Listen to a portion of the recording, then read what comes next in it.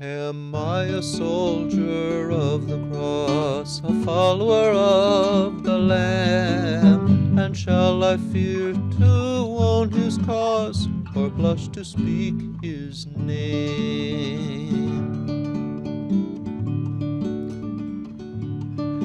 Shall I be carried to the skies on flowery beds of ease, whilst others fought to win the prize and sailed on bloody seas?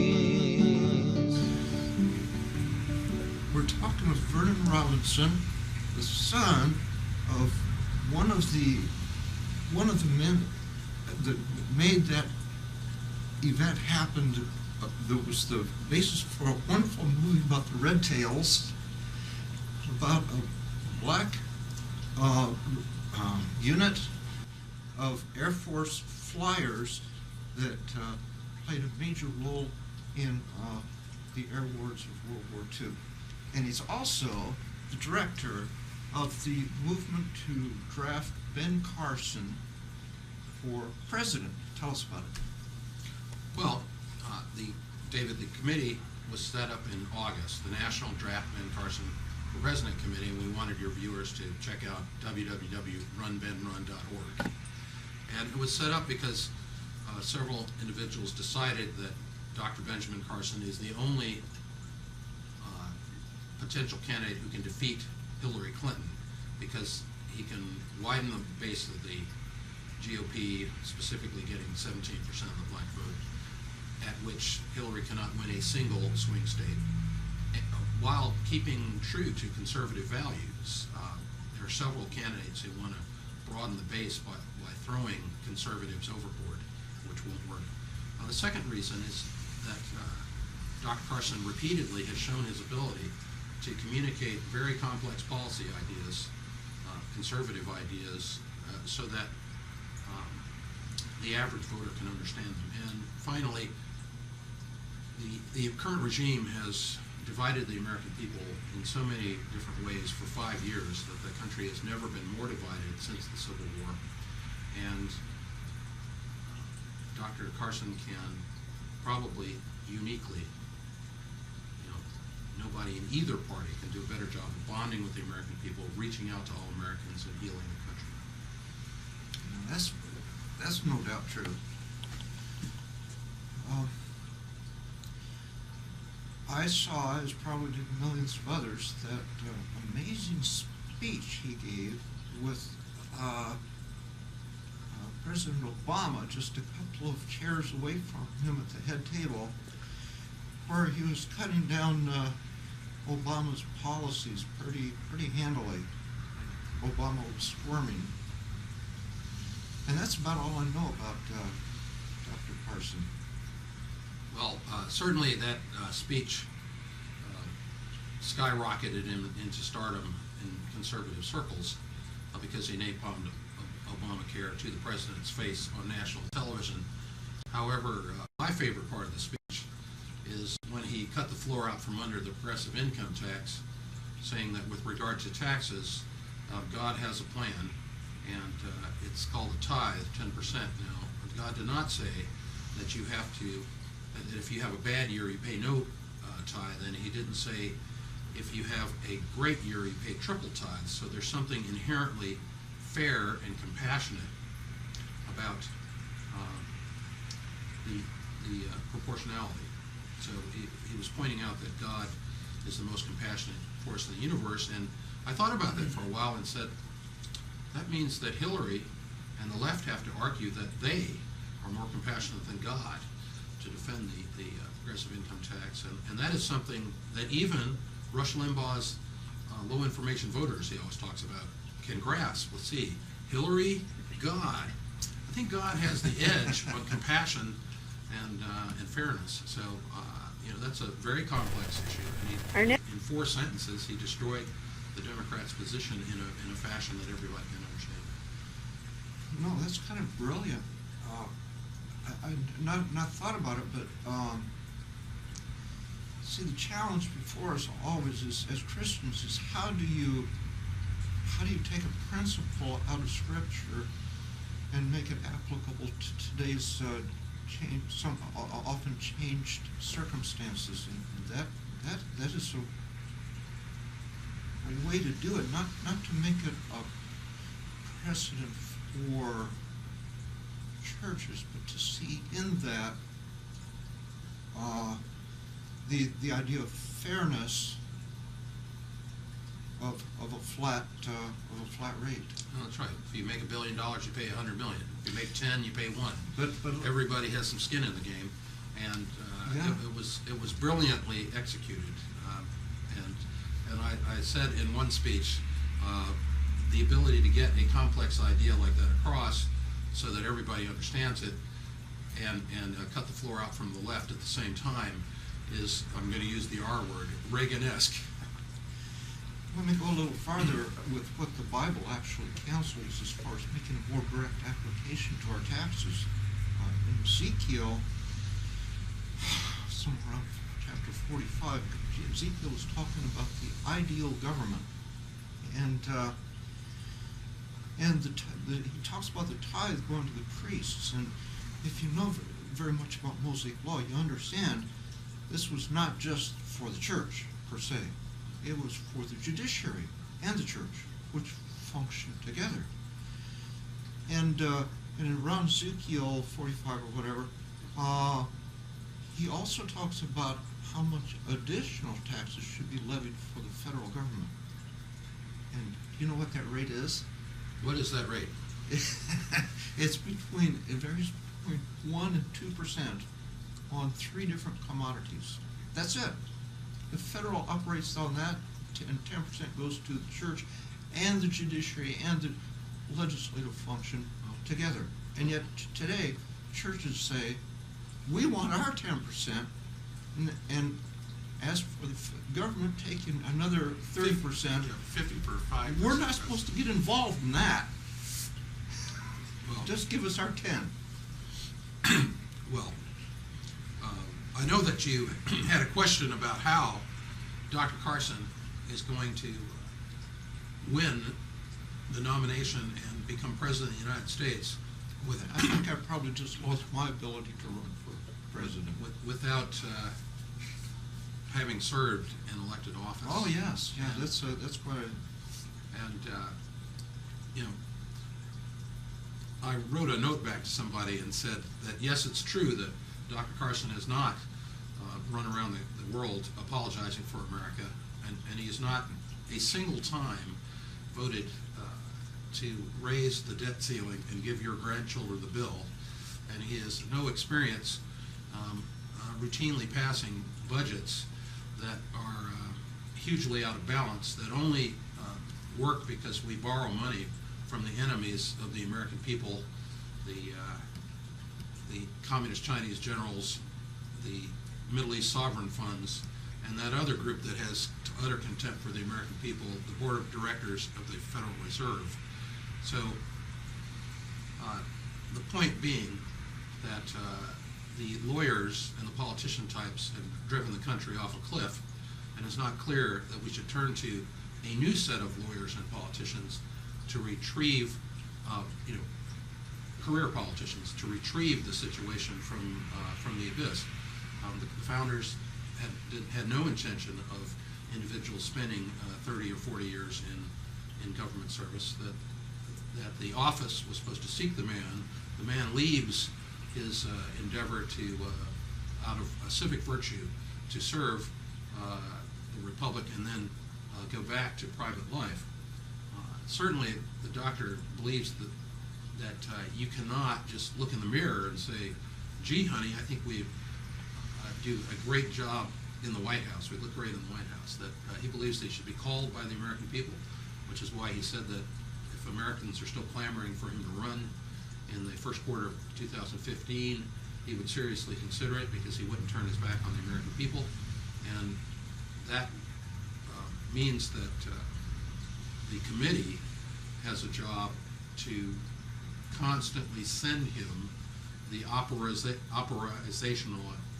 aspect of that clamoring, the petitions that we have folks signing, either online or in face-to-face. For instance, we had 3 tables at events in Iowa earlier this year where people were signing the petitions face-to-face, and they can sign them online at www.runbenrun.org, and we then send the petitions to his foundation so he can see what the American people are saying. And some of those petitions are poetic. I was in a restaurant with the Republican ladies of the Republican Women's Club in York County, South Carolina, and the restaurant had a bar, and the bartender, young woman of about 29, asked could she sign the petition. I said sure, so I hand her the petition, and she's writing, and she pauses and thinks about it and writes some more, and then she turns it over and continues writing. And I read it, and it was very inspiring what she had to write, and that and other clamorings are sent to You never thought about using a petition as a forum for getting your ideas to a candidate, maybe? Well, certainly, folks, some people just, sign the thing and say, run, Ben, run. But others have written several lines, and we were trying to find... I've never heard of that before. We're trying to find ways to get young people more involved. So there's an Instagram team, because when Facebook took over Instagram, they limited the videos to 15 seconds. Well, there's not a whole lot you can do with a 15-second video, but you can state clearly in 15 seconds why you think Dr. Carson should run. And so we hope that the youths will communicate with their parents and grandparents and ask them, why do you want Dr. Carson to run for president, and post these 15-second musings on the internet as another way to operationalize the clamorings of the American people. In my email, I distinguish between what a lot of people want to ask and what I'm curious about. I've always been annoyed that newspapers seem so obsessed with... Starting with your question about the newspapers. I've always been annoyed that newspapers are so obsessed with prophesying who will win, and have so little interest in who should win. Hardly any time do you ever read comprehensive analysis of a position taken by the various candidates. And so I am interested in Dr. Carson's positions. As for the other question, it is, I've run campaigns myself, never with any support, in districts which my party ruled off as unwinnable anyway. So I have some idea of the complexity, and I just can't imagine being head of a presidential campaign with no experience in doing that before, but I won't rule that out, but I am interested in the positions. Well, because he is not a candidate, and because the draft committee has to read the tea leaves and cannot directly interact with Dr. Carson, Right. The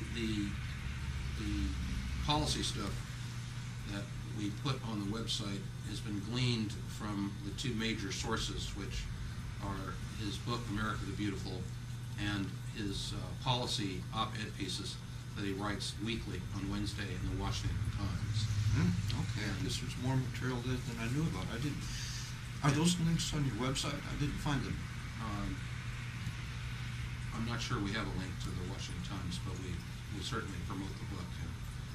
One of the young ladies who's running the effort to win the Colorado caucuses gave copies, because you can buy gifted hands in bulk at $6 a shot.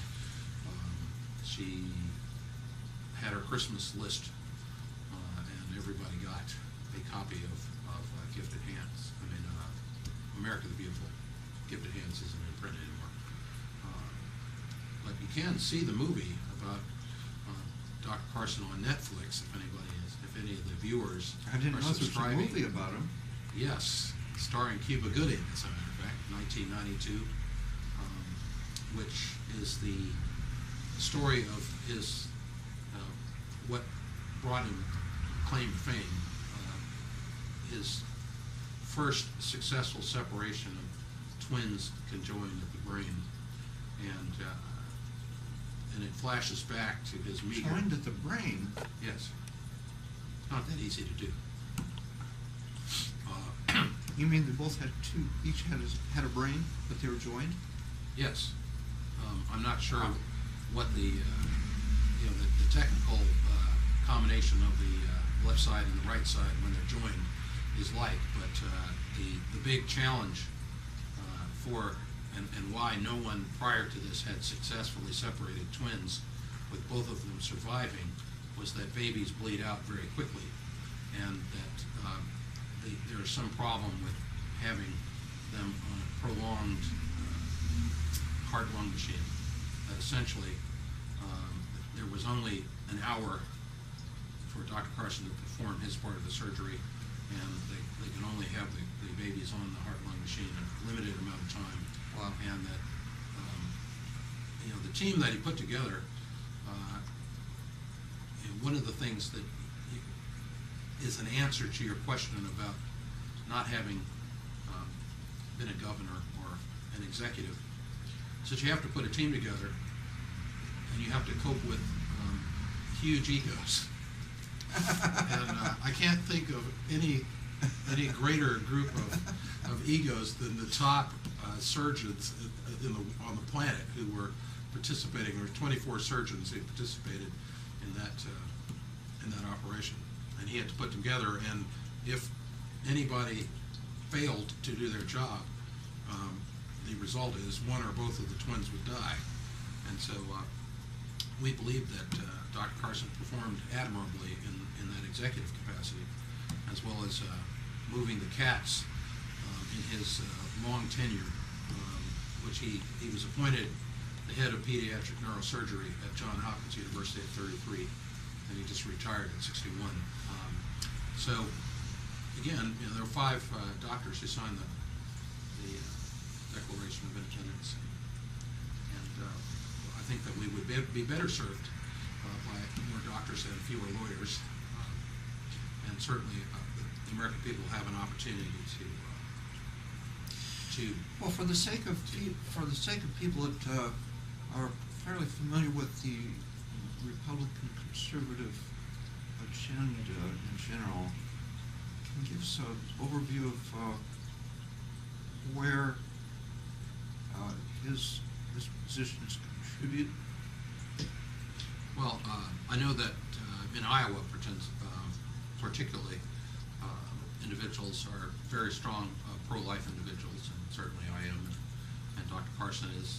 He defended his colleagues at Johns Hopkins who chose not to perform abortions as a matter of conscience.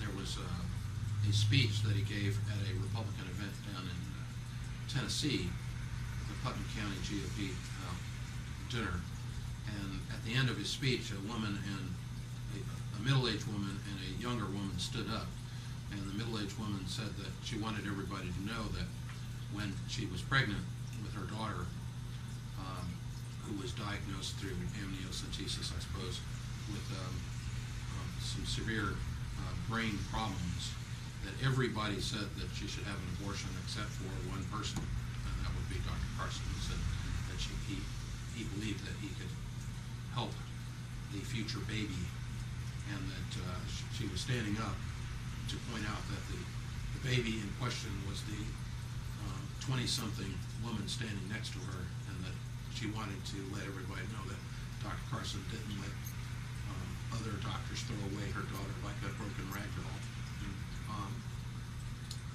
Dr. Carson has also spoken not only truth to power in the personage of the president, but he also spoke to the American citizen, the average American, saying that the position that I'm opposed to abortion, but killing your baby is a personal choice, is not a moral position, and that had the position I'm opposed to slavery, but it's a personal choice to own one. Won the day 150 years ago, we'd be in a hell of a fix. So I think the the ability to take strong positions on a moral basis is important. It's important for the party. It's important for the country. Since the country is not only in a financial mess, it is also in a moral crisis. What is it, 60 million? 55.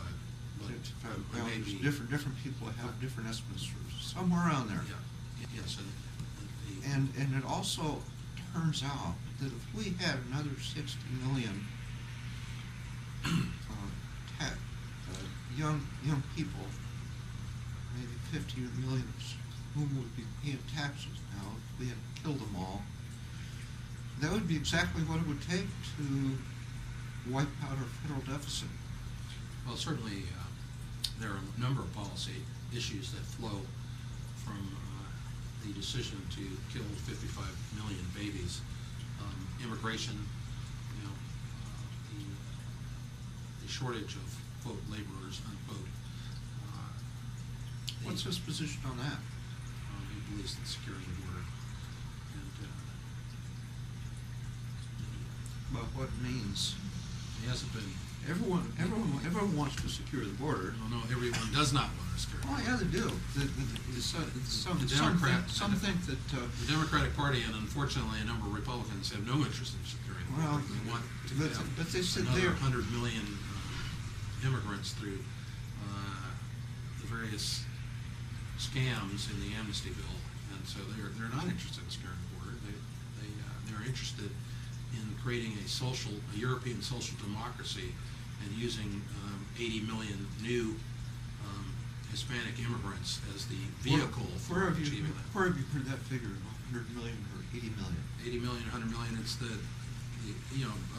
Numbers USA and FAIR extrapolating what will happen as the law has changed over time to allow the families of the individuals who were given amnesty to accompany them. That once they have citizenship, there is a huge voter outcry to change the law and to allow chain migration, which then allows the family members to come over and substantially changes the nature of the republic. Because even though Marco Rubio thinks that these are future members of the young Republicans, the overwhelming reality is that the individuals coming believe in government dependence and will vote for individuals who will give them goodies, and the republic is lost. So it is not a fight that we can lose. With regard to marriage, which is also very much a concern of Republican primary voters in Iowa, Dr. Carson is solidly for natural marriage and opposed to unnatural marriage, and has gotten a lot of flack for it, and I think including losing his speaking spot at Johns Hopkins, the university at which he I saw that headline. was once the chairman of the pediatric neurosurgery. And so I think that the good doctor can take a punch, and that's a good thing, because we don't need any candidates with glass jaws. He's pretty clear on taxes, and he suggested that we cut the federal budget 10% until it is balanced, which, depending on your point of view, is either if you cut the federal budget by 10% rather than raising it automatically by 7% for our current services budget, the budget will be balanced in about 3 years. And he was criticized by the press, saying that, well, you don't have any expertise in federal budgeting. And he smiled and said, well, it's not brain surgery.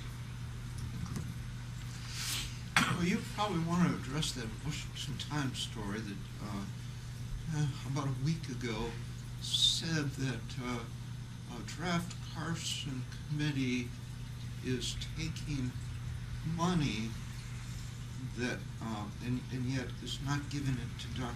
Carson because he has nothing to do with the draft Carson committee.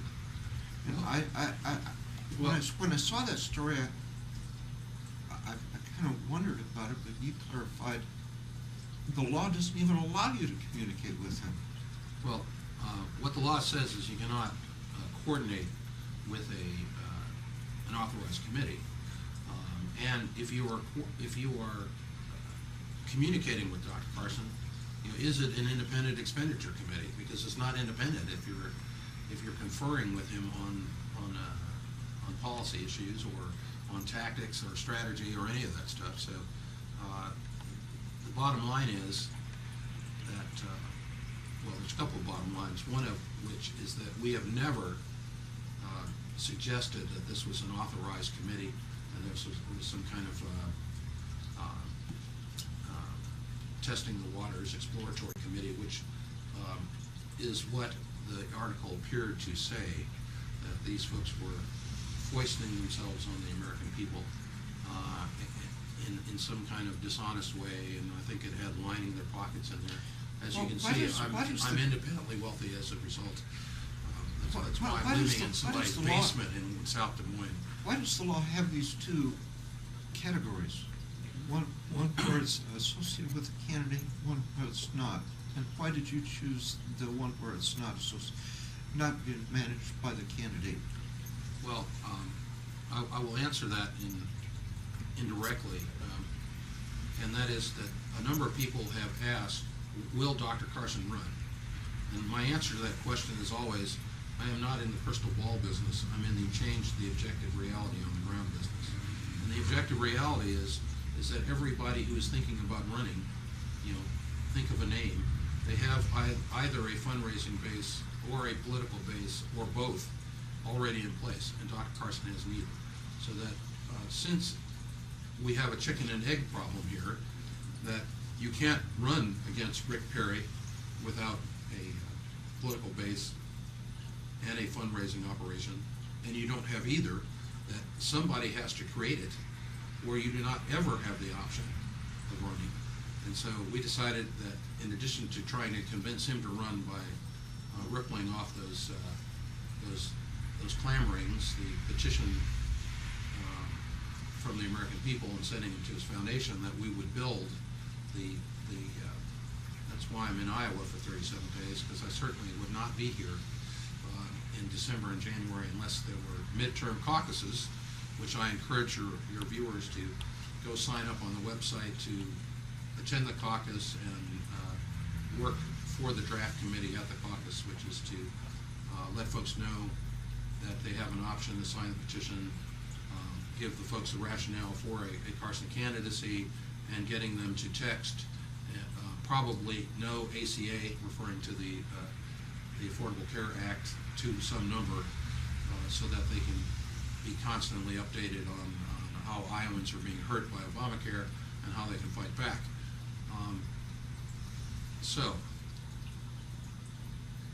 There are folks asked, what are we going to do with the leftover money if he does not run?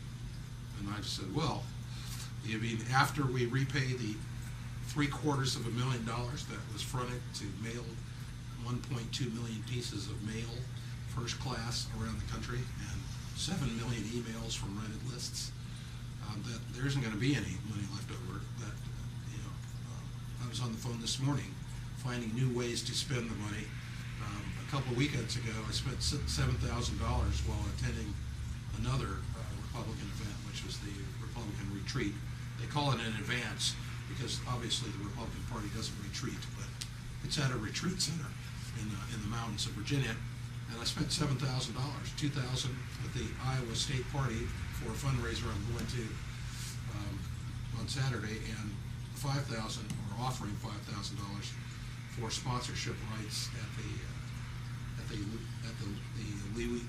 New Orleans-based Southern Republican Leadership Conference in May in New Orleans.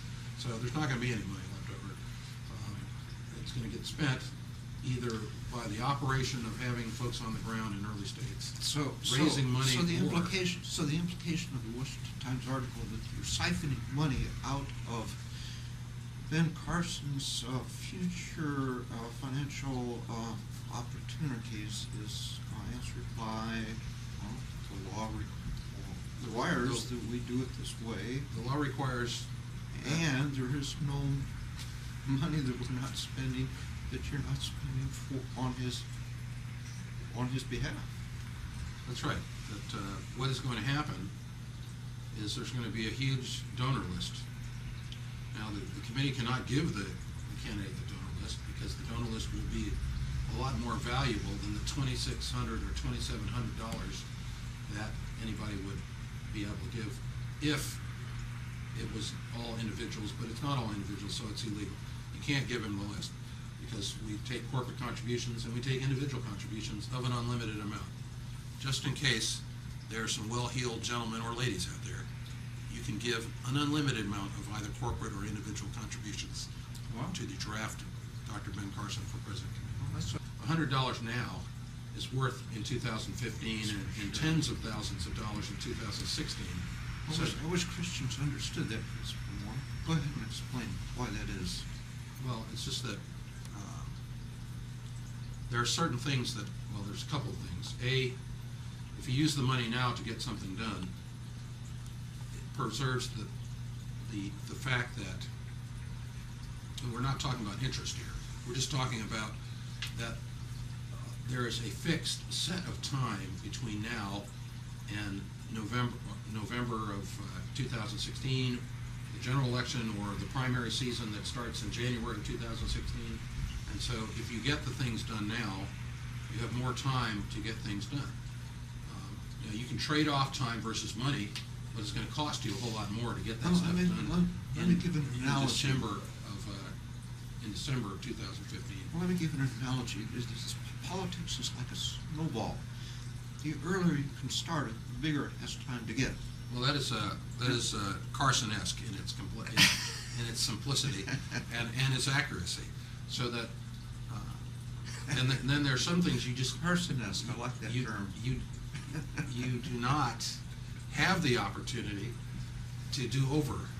There's only going to be one midterm caucus in Iowa, and it is happening in 23 days. Let me just give a little bit more detail about how it works like a snowball. Most people, or a lot of people understand that at a primary, where each party has its continuous runoff against each other, is there's much more opportunity to select the guy you really want and get him propelled to the top so he can face in the general election than there is if you wait until the general election comes and the primary is all over. But in the same sense, there's many steps before that primary where it's really important to start elevating the ideal candidate so we'll be in a position to do well in the primary. And there are a number of people, including Marcy out there in California. How's it going, Marcy? I guess you're not going to see this. But if you did see this, I would point out to you that by not supporting the draft effort, you are actively campaigning for Hillary Rodham Clinton as President of the United States for the next 8 years, something that I hope you don't think is a good idea. Well, tell me about yourself and how you came to be the director of this movement. John Philip Sousa and a guy I'd worked with in fundraising before. Well, I guess I should start with the bio. I was going by choosing the word director. I was going by the prefix of your email address. Yes, my title is campaign director, National Draft Ben Carson for President Committee. The short bio is Air Force Academy, Class 77, 5 years of active duty in Missouri as a missile combat crew commander in the launch control centers. In fact, I was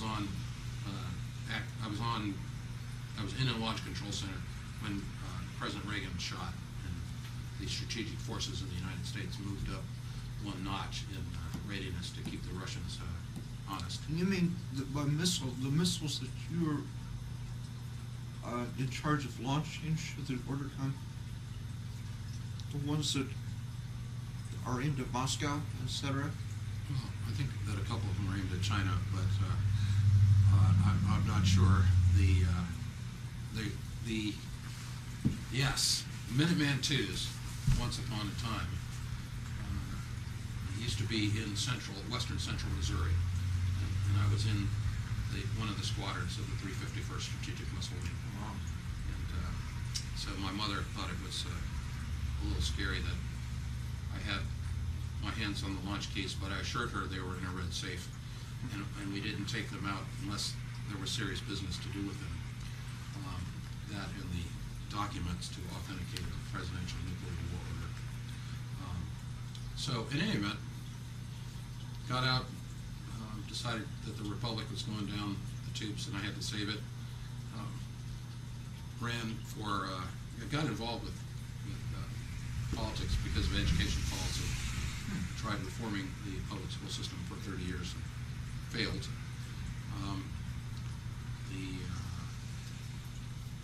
So I ended up being elected for 8 years to the Winston-Salem City Council.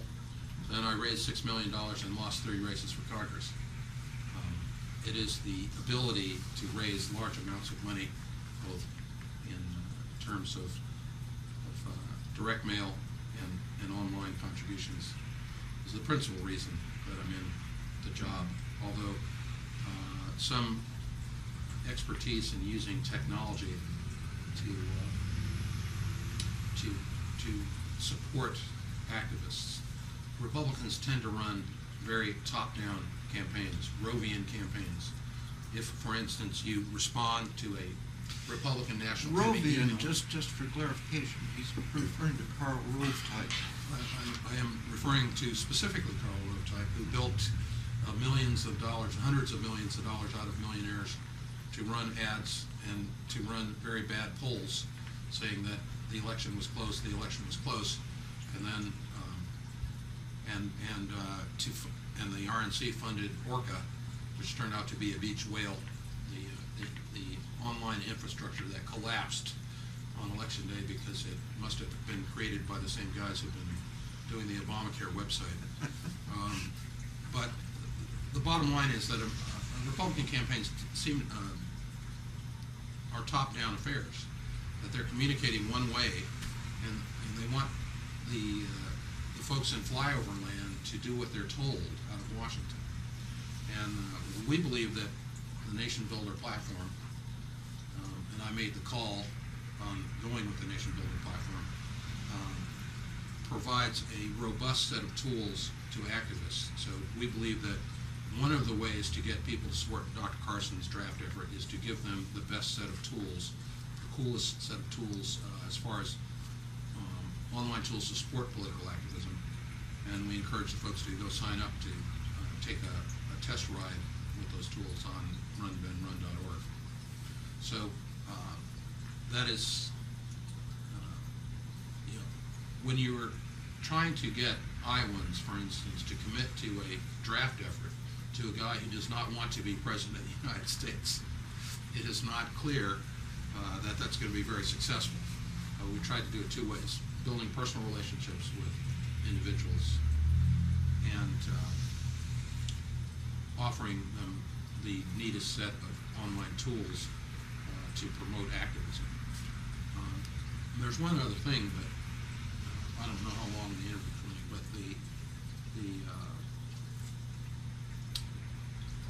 we have asserted without any support that Dr. Carson would win over 17% of the black vote. I believe that is likely that he'll do a lot better than that if he runs a different kind of campaign that has been run in the past. If he runs the same campaign that Romney and McCain and Bush and all those other guys ran, for the last 60 years, that he will not get 17% of the black vote or a substantial percent of the Hispanic vote, substantial more percent of the Hispanic vote, because of neglect, because GOP consultants have said that there are no, black voters are not swing voters, they're not, other ethnic minorities are not swing voters, they're not base voters. Ignore them, do not rile them up by communicating with them and hope that they vote on Wednesday. Unfortunately, the Democratic Party, the only entity communicating with minority voters about what the Republicans stand for, have not been very kind in that description. They have run radio ads in black community to let folks know that A, the election's on Tuesday, And oh, by the way, vote Democrat because Republicans want to kill your mama and your dog.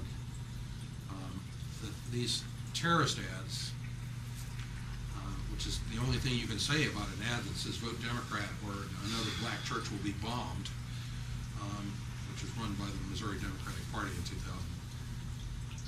are designed to create. Wait a minute. Did you mean to say that it was literally run in an ad? Yes. The Democratic Party. Or the black church will be bombed, they said that? Or black churches will be bombed.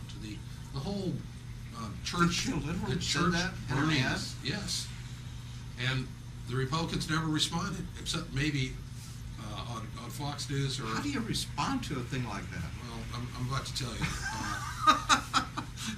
Well, first of all, is if you respond, you cannot do so in the Wall Street Journal and Fox News. You have to respond in the same media that the charge was made. Yeah.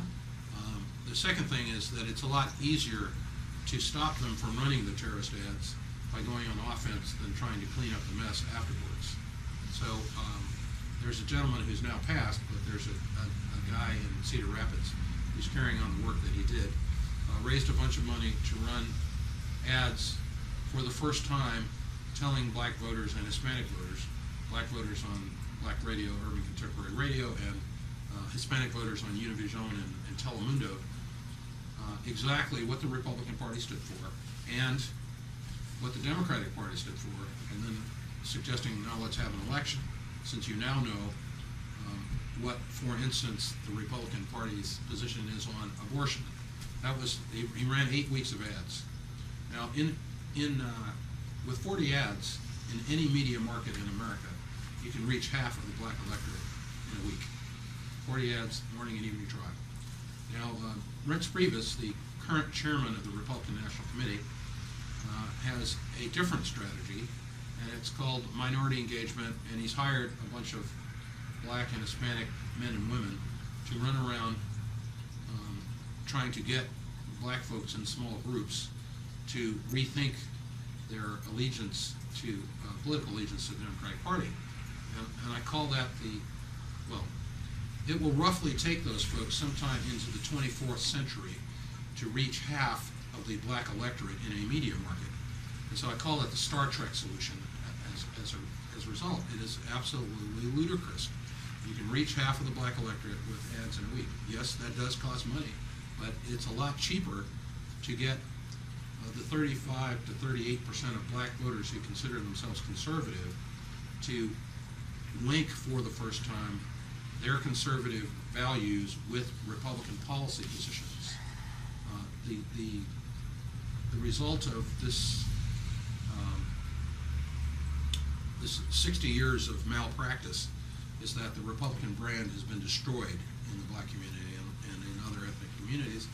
And I'll give you an example. Remember Bush's faith-based initiatives, where faith-based organizations that did things like feed the hungry, house the homeless, and dry out drunks, doing a better job than secular government-based organizations. Bush said, let's give them some money because they're doing a great job. The Democrats said that that would be excessively entangling the church with the federal government, and it's a bad idea. They wouldn't be able to hire the people doing this as Democratic precinct workers. So, so if you just ask, do you think it's a good idea to give faith-based organizations money from the federal government to help the homeless, feed the hungry, etc.?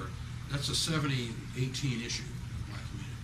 If you add the argument against it, it drops 6 points to 64.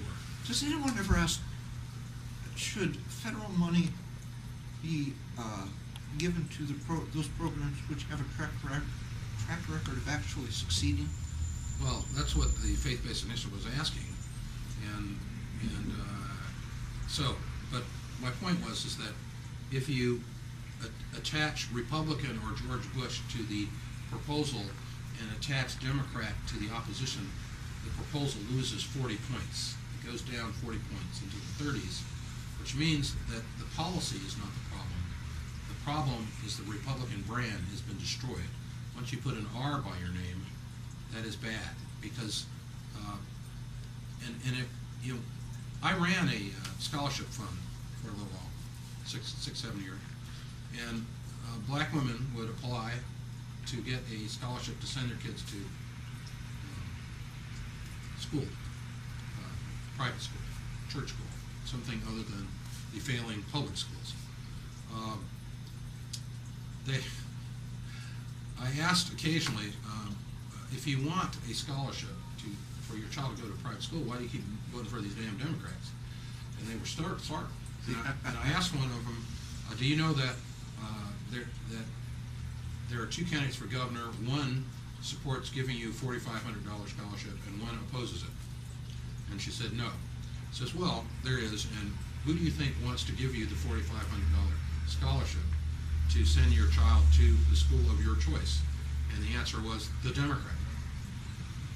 Well, I thought it was just because Republicans have done a bad job on school choice and education policy.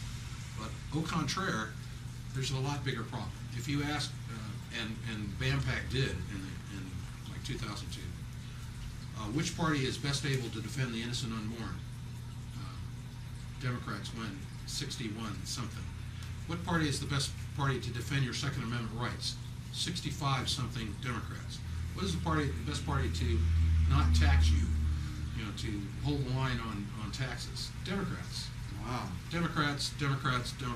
All positive policy options, regardless of the actual position of the parties, was assigned to Democrats, and all negative positions, regardless of the parties, were assigned to Republicans, which again says the Republican brand has been destroyed.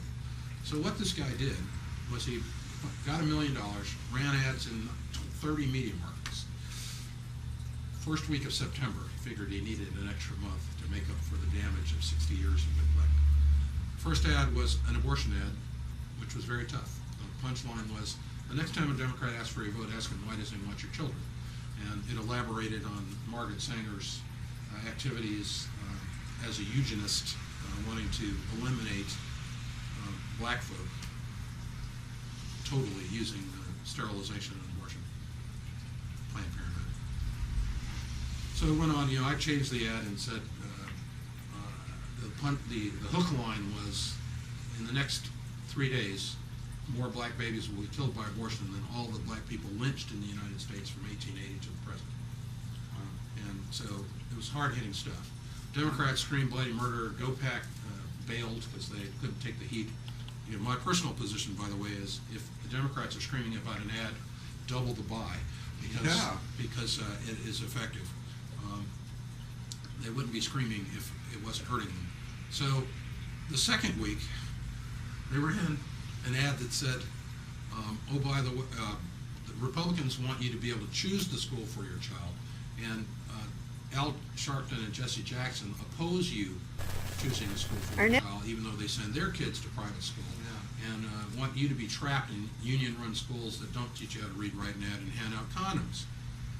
The third week was on taxes. So in the first 3 weeks of September, in 30 media markets, the guy who was putting these ads on had the following message: Democrats want to kill your children in the womb, and have been very successful at it. And if somehow they escape the womb alive, and want to crush them in union-run schools that don't teach them how to read, write, and add, and hand out condoms. And if somehow they manage to graduate from high school, go to college, get a job, and become a Republican, and they want to crush them with taxes and make sure they can't transfer their business to their children. Okay, a couple things happen here. The first is Democrats cannot allow this to happen on a medium that they have dominated for so long. They have to respond. But by responding, there's two things happening. A, if you're debating abortion in the black community, and your position is unlimited abortions on demand and have the taxpayers pay for it, that is a problem. You are going to lose votes. If you're talking about anything other than the ads that you used to run that were terrorist ads that say Republicans want to kill your mama and your dog, you are losing support. So they didn't get to run the terrorist ads. They had to debate these issues, and in any debate, they were losing support. Because the rabid, or the Democrats that are, what's the word for it, are most voted to them, don't want to hear them sounding reasonable to average people. Yes, well, remember, if you asked black voters, self-identified, what percentage are liberal, moderate, or conservative? Conservative is the biggest group, 38 to 20, 35 to 38%. I would like to ask you about E-Verify. Well, we need to use E-Verify because we want to make sure that only citizens of the United States or foreign nationals who are here legally get jobs. Are you aware of the error rate? Well, I mean, there are errors in systems, particularly ones built by the government. Well, why don't we contract with American Express or whoever keeps track of the health of cows, because we are able to track down a single sick cow in Canada with a mad cow problem.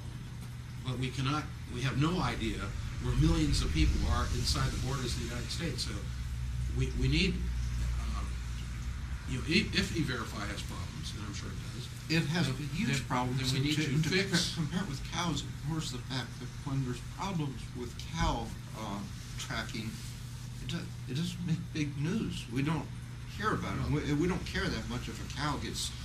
Well, if a cow has mad cow disease and you feed it to a human, then that's a problem. There's humans going down the tubes. But my point is that the private sector... It's pretty much an indisputable fact that E-Verify has about 0.3% of people that are...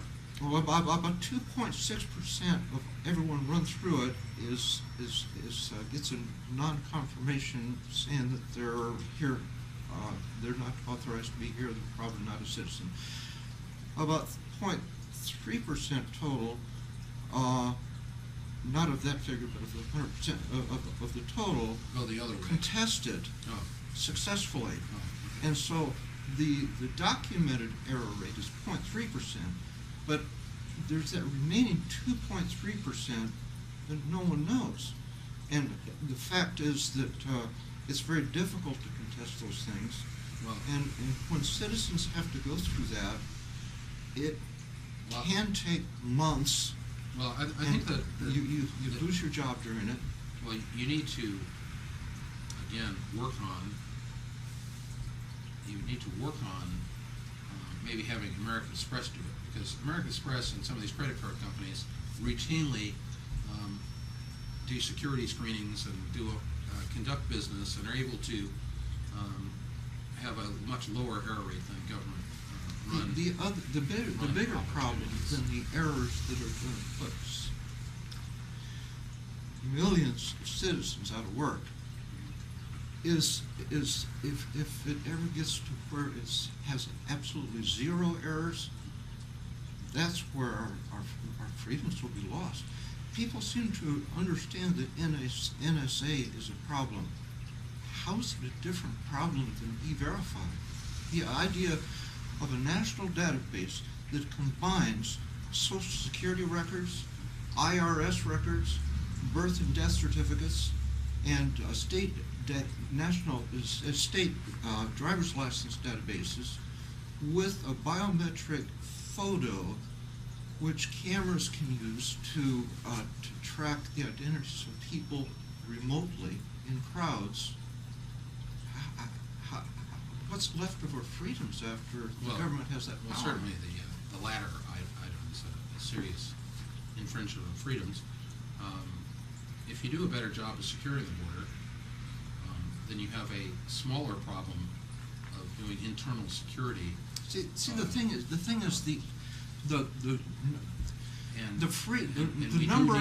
number of people that we deny freedom to, the number of immigrants we deny freedom to, comes out to about the exact same number of citizens that are denied freedom through the error rate of existing now. As an individual interested in policy, I do not want to deny